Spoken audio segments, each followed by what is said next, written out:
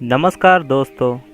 कई लोगों की मन में इच्छा होती है मैं एक अच्छा ट्रैक्टर खरीदे, लेकिन कुछ जानकारी के कारण वो लोग कोई भी ट्रैक्टर खरीद लेते हैं।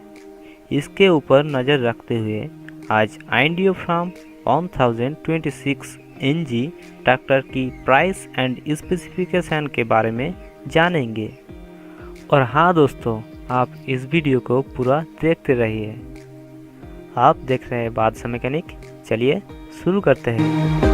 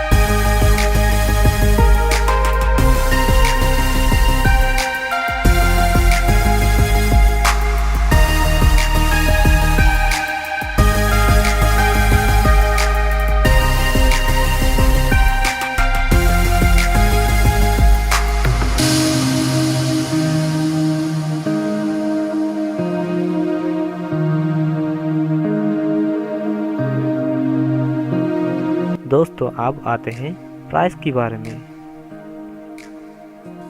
इस ट्रैक्टर की प्राइस लगभग 4.5 लाख। आप चाहे तो इस ट्रैक्टर को इंडिया मार्ट पे भी खरीद सकते हैं। इस चैनल पे आप सभी ट्रैक्टरों के बारे में जान पाएंगे, इसलिए इस चैनल को जरूर सब्सक्राइब करिए। दोस्तों फिर मिलेंगे दूसरे वीडियो पर, तब तक के लिए गुड बाय।